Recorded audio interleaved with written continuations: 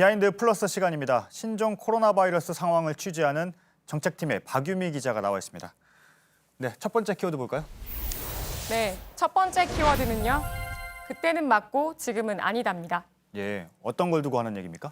네, 어제 16번 환자가 다녀간 병원에 코호트 격리 조치가 내려졌다는 보도 전해드렸는데요. 예. 오늘 보건당국은 엄격한 의미에선 코호트 격리가 아니다라고 밝혔습니다. 그러니까 환자들 일부가 오늘 병원을 나와 이동했기 때문이라는 건데요. 설명을 들어보니 16번과 딸 18번이 머물던 3층 환자들은 일단 모두 병원 내 격리 상태고요.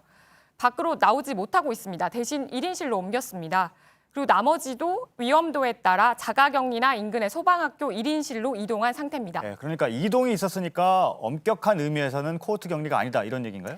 네, 그렇습니다. 그런데 이런 당국의 해석은 5년 전 메르스 확산 때 나왔던 입장과는 좀 차이가 있습니다.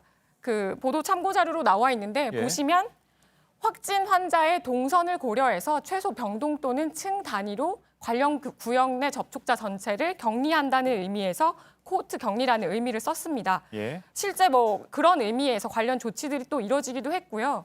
그리고 현재 지금 21세기 병원 3층에 머물던 환자들은 병원 내에서 모두 격리된 상태입니다. 네. 그런데 왜 21세기 병원은 코호트 격리가 아닙니까? 네, 그러니까 많은 전문가들 얘기도 적어도 어제 상황에서는 보호자든 환자든 병원 전체가 봉쇄됐기 때문에 입출입 자체가 없었고 그런 의미에선 코호트 격리라는 의미가 맞다는 겁니다. 네. 그리고 현재까지도 지금 사진을 보시면 관련 물품을 전달하기도 하고 문 자체도 밧줄로 단단히 묶어놓은 상태입니다. 예. 정부 역시 어쨌든 격리 수준이 코호트 격리보다는 결코 낮다는 의미는 아니라고 했는데요. 질병관리본부장의 설명도 들어보겠습니다. 예. 코호트 격리보다 낮은 수준의 격리를 하는 건 아니고 보다 안전한 방법으로 격리에 대한 조치를 하고 있다고 말씀을 드리겠습니다.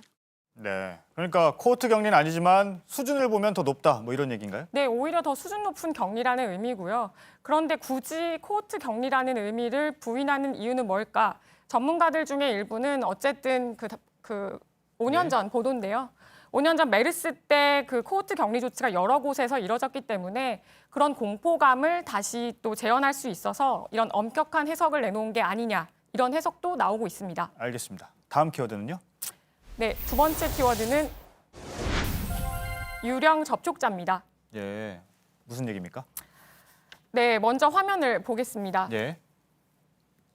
접촉자 수인데요. 어제는 1,318명이었는데 예.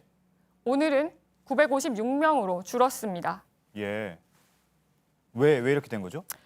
네, 확진자 수가 오늘도 3명이 더 나왔잖아요, 지금. 네네네. 예. 그런데 왜 접촉자 수는 이렇게 줄어든 거죠? 그러니까 확진자 수 자체는 사실은 역학 조사를 하다 보니까 예. 공개되는 인원이 알려진 확진자 수보다는 좀 다를 수가 있는데 오늘은 일단 16번 확진자의 접촉자를 추가로 공개를 했습니다. 예. 이것만 300명이 넘는데 전체 숫자는 360명 정도가 오히려 줄었습니다.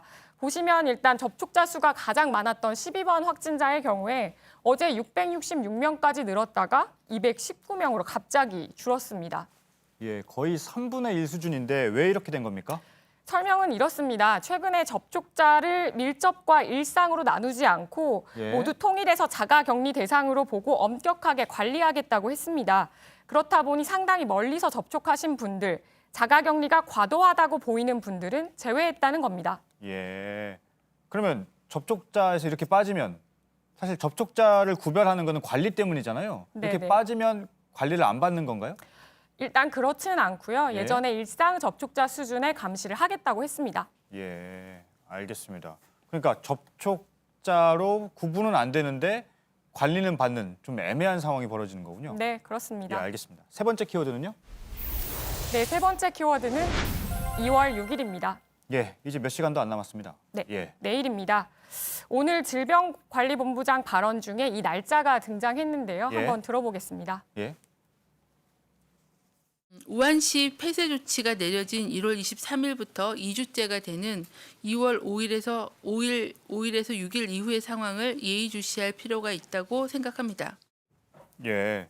그러니까 2주째라고 한다면 잠복기를 말하는 거잖아요. 네, 그렇습니다. 먼저 좀 달력을 보겠습니다. 예. 중국 정부가 우한을 봉쇄한 것이 23일입니다.